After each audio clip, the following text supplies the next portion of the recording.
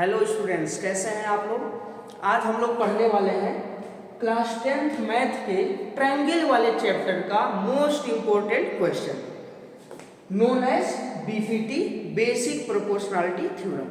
ये क्वेश्चन हर साल पूछा जाता है प्रूव करने के लिए, या फिर आपको ये ऐसे पूछेगा कि state and prove Thales theorem. BPT का जो दूसरा नाम होता है वो होता है थेल्स थ्योरम। इसको हम चाहे तो ये भी बोल सकते हैं कि ये क्या है, थेल्स थ्योरम है। ठीक है, तो अगर आपसे थेल्स थ्योरम पूछा गया या उसका प्रूफ पूछा गया तो आप यही करेंगे जो यहाँ लिखा हुआ है, ये पूरा स्टेटमेंट लिखिएगा फिर उसका प्रूफ करिएगा। अगर आपसे बीपीटी पूछा गया तो भी आप यही स्टेटमेंट लिखिए और प्रूफ करिए। अगर आपको ये स्टेटमेंट केवल दे दिया गया, ये स्टेटमेंट, तो भी आप क्या करेंगे, यही प्रूफ लिखेंगे, यही प्रूफ करेंगे। तो फर्स्ट ऑफ ऑल आपको लिखना है गिवन। गिवन में क्या है, गिवन है a triangle ABC such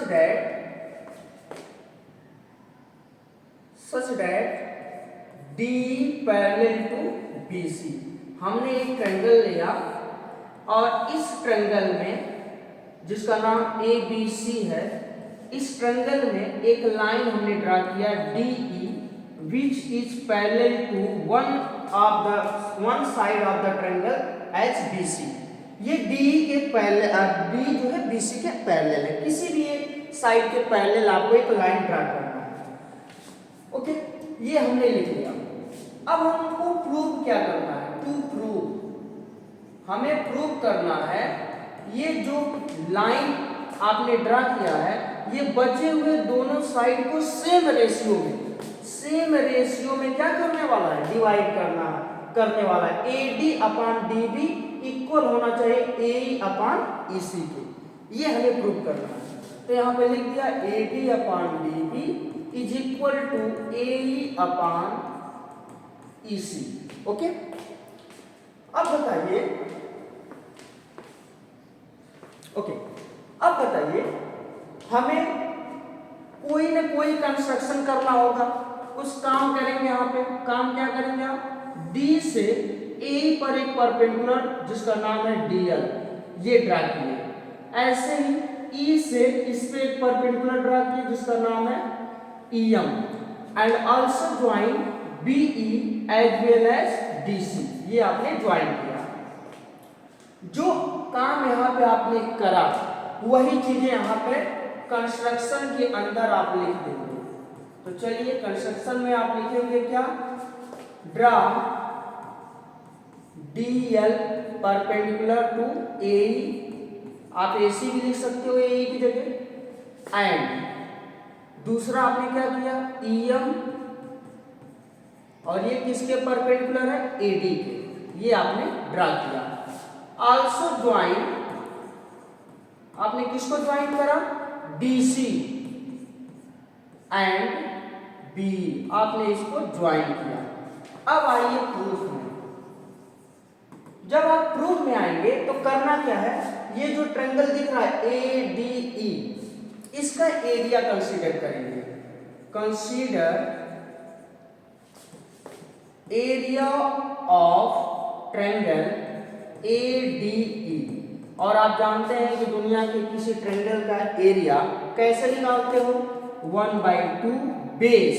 अच्छा, इस बार बेस को हमें क्या लेना है, AD, क्योंकि जो प्रूफ करना है, यहाँ पे जो प्रूफ करना है सबसे पहले AD दिख रहा है। तो आप भी क्या करिए, यहाँ पे AD को बेस सपोज करिए। और जब AD को बेस सपोज करोगे तो आप जानते हो कि जैसे कोई ट्रायंगल है, मान लो यही ट्रायंगल है और ये आपका बेस है, ठीक है ना।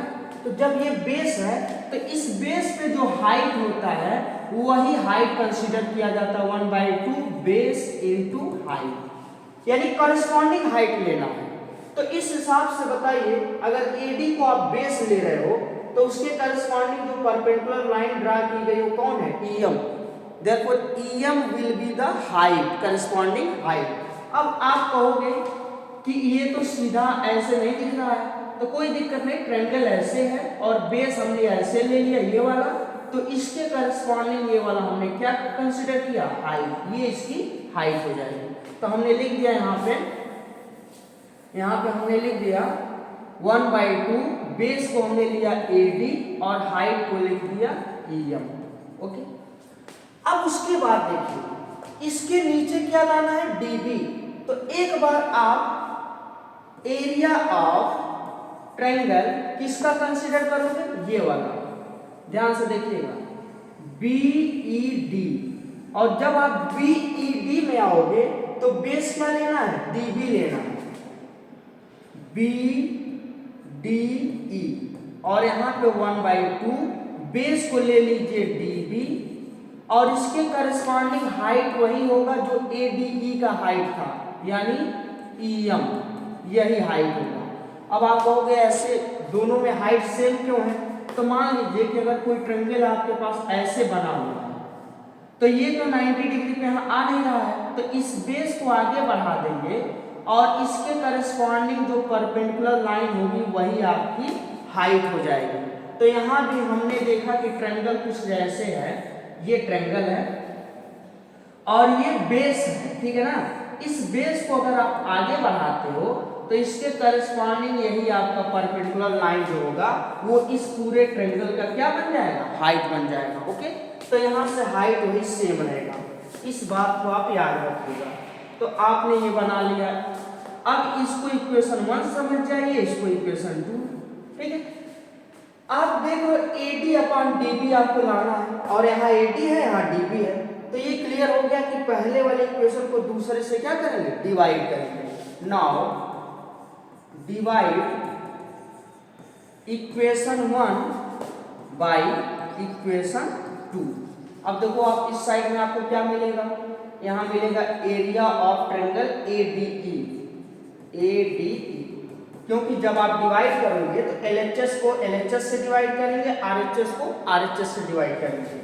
Area of ADE upon area of BDE, ठीक है। और इधर आप जब डिवाइड करोगे तो देखोगे 1/2 से 1/2 क्या हो जाएगा, कैंसिल, यानी ये वाला इससे कैंसिल हो जाएगा, ठीक है। और EM से कैंसिल हो जाएगा, ये दोनों कैंसिल हो जाएगा, तो फिर बचेगा क्या आपके पास, AD और DB। ओके, तो यहाँ पे हो जाएगा AD/DB। इसको बना दीजिए इक्वेशन नंबर 3। ओके, सेम जो काम आप यहाँ पे किए हो, ये जो काम आप यहाँ पे किए हैं, यही काम आप फिर एक बार करेंगे, लेकिन इधर AE को बेस लेंगे और EC को बेस लेंगे। ओके, तो यहाँ पे लिखेंगे area of triangle ADE again, ठीक है। इसी ट्रायंगल ADE का एरिया निकालेंगे, लेकिन इस बार बेस क्या कंसीडर करेंगे, AE, इसको बेस कंसीडर करेंगे AE को, ठीक है। तो यहाँ लिखेंगे 1/2 AE बेस। हाइट क्या होगा, हाइट वही होगा जो इसके करस्पॉन्डिंग परपेंडिकुलर लाइन होगी। तो आप देख रहे हैं यहाँ पे कौन लाइन है, DL, तो यहाँ पे लिखोगे इनटू DL। इसको इक्वेशन नंबर कर लीजिए, 1 2 3 हो चुका है, 4, ठीक है। उसके बाद फिर इसके करस्पॉन्डिंग नीचे वाले ट्रायंगल पे आएंगे जिसका नाम है क्या, DEC, area of triangle DEC। और जब DEC पे आएंगे तो 1/2, अब इस बार बेस क्या लेंगे, बेस हमको क्या लेना है, EC लेना है, तो यहाँ लिखेंगे EC और हाइट वही सेम होगी DL, बिल्कुल वही कंसेप्ट जो पहले वाले तरीके से आपको समझाया गया। तो यहाँ पे हो जाएगा DL, यू नो। अब क्या करेंगे, इसको इक्वेशन नंबर 5 कर लीजिए।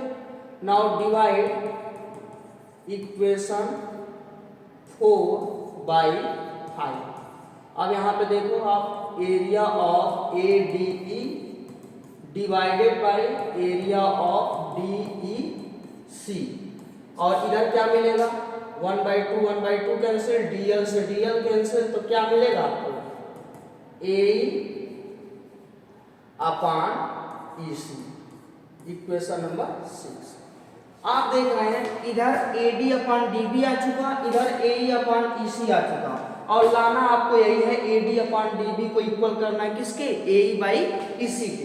तो जब ऐसा करना है तो तो इनका RHS और इनका RHS इक्वल तभी हो पाएगा जब दोनों का LHS भी क्या हो, सेम हो। तो इनके लिए हम फिर क्या करेंगे, यहां पे डिवाइड इक्वेशन 3/6, 3 को हम क्या करेंगे 6 से डिवाइड करेंगे। इस इक्वेशन को आप डिवाइड कर दीजिएगा इस 6 नंबर इक्वेशन से, और जब आप डिवाइड करोगे तो आप देखोगे इधर क्या मिलेगा आपको, area of ADE upon area of BDE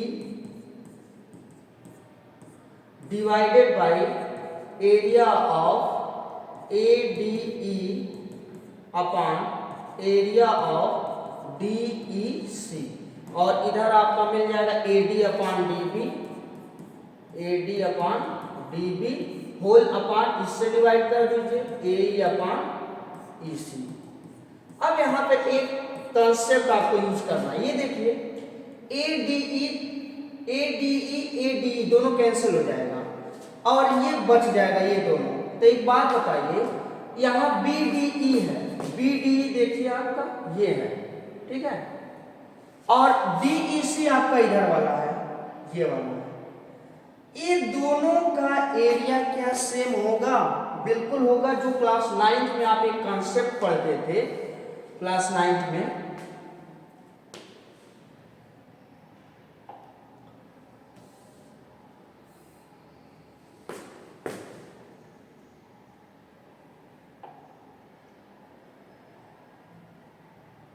देखिए, क्लास 9th में एक कॉन्सेप्ट पढ़ते थे आप कि अगर सेम पैरेलल लाइन के बीच में, सेम पैरेलल लाइन के बीच में सेम बेस पर कोई 2 ट्रायंगल बनाइए या 4 ट्रायंगल बनाइए तो दोनों का एरिया क्या होता है, सेम होता है। क्यों?